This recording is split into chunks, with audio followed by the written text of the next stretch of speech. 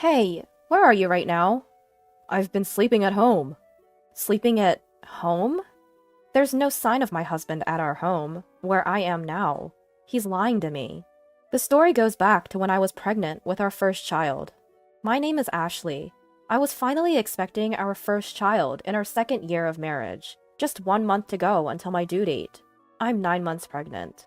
While I'm excited about the birth, I can easily imagine the confusion of going through childbirth and child rearing for the first time. So I had planned to go back to my parents' house this weekend to have them help me out for a while. I mentioned the idea of going back home to my husband during the stable period of my pregnancy, but I thought he had probably forgotten, so I brought it up again today. Then, while lazily watching TV, my husband said, "Going back to your parents? Oh, I think you mentioned something about that. If you're going, why not just go? I'm not going to have any trouble without you here." What the? I was taken aback by my husband's dismissive words, but I didn't want to start an argument, so I decided not to push back. "Well, I'm going back this weekend. I'll be giving birth next month, and I'm planning on staying for a month or two afterwards, so I guess I'll be back in about 3 months.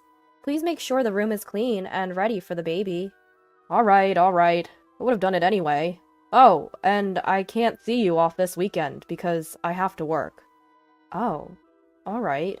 I had hoped at least he would accompany me to the station, but that hope was quickly crushed. I knew he was a workaholic. He often goes to work even on weekends, always seeming busy. But I wish he could spare a thought for how difficult it's going to be for me, heavily pregnant and carrying a lot of luggage, to navigate the trains. And while I understand that he's busy, I do get lonely sometimes. I don't want our baby, who will be born soon, to feel lonely. Moreover, I have been feeling anxious about whether we will be able to raise our child together at this rate. It's not just my child. When did he become so cold? With these complex feelings, I started packing. Since there was still time before I went back to my parents' house, I decided to send my luggage other than valuables by home delivery service. I, who had been hoping to welcome the baby to a clean house, had cleaned from corner to corner when I started maternity leave a little early. They say that women develop a nesting instinct when they become pregnant. I had prepared a baby bed and secured a space for the baby, and I was excited about starting a new life as a family of 3 when I came back in 2.5 months. But my sloppy husband kept dirtying the places I had cleaned. Maybe I was the one to blame for cleaning too early, but regardless, he seemed to have not lost his sense of living alone at all. He would leave half-drunk bottles of drinks scattered around and left cardboard boxes used for packaging the stuff he bought online, opened and left unattended. Come to think of it, I realized that I had never seen my husband cooking or cleaning since we got married. Despite the fact that I kept tidying up, things were only getting more disordered, and I started worrying about whether the house would be okay while I was away. But then again, the time of childbirth was imminent. The weekend arrived in a flash, and I headed to my parents' home. On the other hand, my husband really went to work without seeing me off. While relaxing at my parents' home, I was keeping in touch with my husband fairly well. We had email exchanges every day, and I would call him about once every 3 days. But gradually, my husband started not answering my calls more frequently. When I asked him, "You haven't been picking up the phone lately, are you busy?" During the rare times I got through, he started giving vague responses, like, "Well, yeah," or "Not really." "You're not cheating on me, are you? I heard that many men cheat when their wives are pregnant." "Nah, why would I do that? It's annoying to be doubted." On the phone, my irritated husband made me feel cautious, and I quickly apologized, saying, "So, sorry." It's not good for mental health to have such unnecessary worries while nurturing a precious child in my belly. I must trust my husband. I decided so. Then, a few weeks later, my labor pains started. While I was preparing for admission to the hospital, I called my husband. I felt embarrassed to show my pained expression as I endured labor, but I wanted him to be there at the moment of birth, at least. Surely, my husband would also be moved by the birth of our child. "The labor has started. It usually takes about half a day for the first child to be born, so you should be able to make it if you start now. I want you to be there at the moment of birth. See, you can even cut the umbilical cord." When I said so, my husband let out a sigh of annoyance. What? You want me to come by train right now?" Sorry, I'm tired too, so I can't. I have work tomorrow too. What? You're still talking about work, even at this time? Our child is being born, you know. Is work still your priority? Shut up. There's no replacement for my job. This is the moment our child is born. It's not going to happen again. Like I said, there's no replacement for me. If I don't do it, the work won't go around. Can't you understand that? I'm cutting the call because I'm busy. I tried to persuade him somehow, but my words did not resonate with my husband. As I was cut off on the phone, I shed tears while enduring labor pains. Why is my husband so indifferent to our child's birth? From the moment a mother finds out she's pregnant, she puts her child first. But is a father so indifferent? And so, I faced my first childbirth alone, in solitude. The labor pains lasted for a full day, and a cute little boy was born the next day. Such a tiny, cute, and beloved existence. After getting discharged, my parents showered the child with love while teaching me various things about childcare. By the time a month flew by, I had become adept at bathing the baby. My parents expressed their concern, saying, "Are you okay with such a husband? We can't help worrying about you after we go back."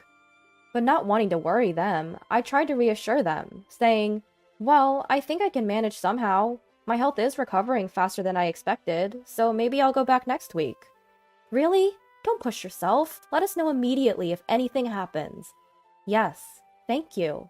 They often say that a postpartum body is like that of someone who has been in a car accident. But thanks to hormones, my spirits were high and my body was recovering steadily. I was also getting used to taking care of the baby, so I decided to go back home a little earlier than planned. While I was being cared for at my parents' house, there was hardly any contact from my husband, and even when I sent photos and videos of our son, he didn't show much reaction. I guess a parental heart probably sprouts as one actually raises the baby, and perhaps a sense of being a father wouldn't come up until he interacts with the baby. That's how I thought. I was trying to keep myself going with that thought. I decided to have my parents drop me off at home. I didn't tell my husband that I was coming home, but he should be at home since it's his day off today. I wondered what his reaction would be when he saw our child for the first time. Would my child like our home? After a few hours' drive, we arrived home. I carried my son while my parents lugged our luggage, and I unlocked the door. But what welcomed us was a dark and silent room. "We're home! A bit early, but we're back." "Hey, no one's here? Ugh, what is this smell?" Entering the living room, a foul odor hit our nostrils. Turning on the light revealed a sight I hadn't imagined. The room was in a state of disarray, reminiscent of a garbage dump. Dirty dishes and half-eaten pizza were stuffed in the sink. Clothes and food and drink trash scattered about. Half-drunk juice had mold floating in it, emitting a strong odor. The table was covered in stains and dirt. The shower room and sink were filled with black mold. The toilet was dirty and stunk. And in the crib we had prepared for our son, there were piled up unused cardboard boxes and garbage bags. I had told them to keep it clean for welcoming our son, but the reality was far from clean, and I was shocked. There's no way we can live in such a dirty house, and above all, I was most upset about the crib being soiled. "Hey, isn't this too much? What's going on?" "There's no way we can raise a baby in a place like this." My parents were furious and searched for my husband, opening each room. But my husband was nowhere to be found. Where could he be on his day off? Another weekend shift, perhaps? But we don't even know if his previous shifts were true. He's not on a commission basis, so working on the weekend doesn't increase his salary, and his company is supposed to follow the calendar. I had honestly been doubting him always disappearing on the weekends. Let's try calling him. There was no way we could stand in such a cluttered room anymore, so I evacuated my bewildered parents outside for a moment and called my husband, but he didn't answer. Finally, my husband answered the phone when I called for the third time. "Hey, where are you now?" "I was sleeping at home. Why?" "At home?" We had searched the whole house, but neither my parents nor I had seen my husband. Could he possibly be buried in a mountain of trash? But we couldn't feel any human presence, and his tone didn't sound like he had just woken up. Then I heard a woman's voice over the phone. I couldn't make out what she was saying, but it was definitely a woman's voice. At that moment, I realized everything. This man, he's cheating on me. I can't believe he would cheat on me while neglecting our child. The house was a mess while we were gone. He was cheating on me, and I was furious. A father like this is unnecessary for our son. I'm fed up with a husband like this. If he likes the other woman so much, then I'll let him have her. How can you live in such a messy and rotting smelling house? Oh, I get it. Maybe a burglar came in? I need to report this to the police. Huh? You're at your parents' house, right? What are you talking about all of a sudden? My anger escalated at my confrontational husband, and I raised my voice. You're the one lying about sleeping at home, aren't you? Stop playing dumb. It's absolutely unacceptable to turn the crib into a garbage dump. I'm not coming back to this house. We're getting a divorce. I said this rapidly and hung up the phone. After that, I actually reported to the police that we were victims of burglary to punish my husband. I told my parents and son to go back to my parents' house first, and I waited for my husband in front of the house. Then the police arrived before my husband did. I invited them into the house as if I were welcoming guests, and soon after, I saw my husband coming this way. Unbelievably, there was a woman walking alongside my husband. My husband approached me with a face that seemed to say, "This is bad." Hey, you! You weren't supposed to be back until next month. But who is she? The woman standing next to him was glaring at me, arms crossed. And who are you, for that matter? What? In spite of running into his mistress, I felt strangely calm. I decided to ask the woman some questions. As it turned out, my husband had been meeting her while concealing the fact that he was married. I was so disgusted with my husband that I didn't know how to react anymore. Hey, at least hear me out. My husband tried to grab my shoulder in a fluster, but I slapped his hand away, not wanting him to touch me. Don't touch me. It's repulsive. The police are checking the room right now. I hope you feel embarrassed having them scrutinize the mess you've made. I'm leaving now. You can explain to the police. Goodbye. Leaving them with a parting shot, I headed back to my parents' house, leaving my husband and the woman in a daze. There were numerous calls from him, but of course, I did not answer. I finally decided to respond that night. Apparently, he had explained the situation to the police, and he returned home with a troubled look. The police, pinching their noses against the foul smell and struggling to move around the room, must have been quite embarrassing for him, but he brought it upon himself. After being dumped by the woman he had been lying to, all that was left for my husband was his shame and a house in shambles. Come on, I'm sorry. Come back. I've been looking forward to seeing our son. If he truly felt sorry, he should have at least come to my parents' house. Thinking that he can apologize over the phone and everything would be fine shows what a terrible person he is. I can't imagine spending the future with him. Even though you never showed any interest before, you suddenly care? You weren't even there when I gave birth, despite me asking you to come several times. Well, I thought you knew that I would. I'll clean up the room. I can't do household chores without you. I need you. I can imagine my husband getting more desperate and breathless on the other end of the line as I continue to reject him. No matter how much you beg, it's not happening. You should have kept that woman. If you can't handle housework, have her do it for you. But that was just a fling. It was a momentary lapse. You're the only one for me, Ashley. A fling? Weren't you seeing her every time you said you had to work overtime? Well, that's, different.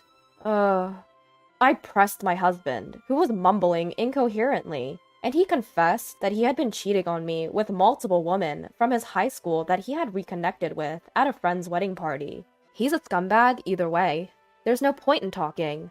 I started to feel chills listening to my husband desperately apologizing in a voice close to tears. I can't believe it. You disgust me. Were you planning to touch our son with those hands? Unthinkable. I won't do it again. I'll come to pick you up right now. I want to see you and our son. I'll prove my sincerity. Let's go home together. I couldn't believe what I was hearing from my husband's defiant voice. What is he thinking at this point? I can't trust you. There's nothing more to talk about. I'll raise our son on my own. Ashley, please, forgive.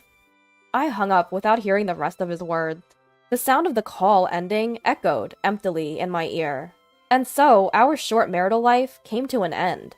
Half a year has passed since then, and I decided to start working, relying on my parents. Once I've saved up enough money, I intend to leave my parents' house and start living on my own with my son. I am in the midst of divorce negotiations with my husband, mainly for the sake of alimony. Having limited experience living alone, My husband is apparently unable to manage household chores, and most of his meals are from dining out, leaving the house in disarray. However, that's no longer my concern. I will do my best, expressing my abundant love for my son.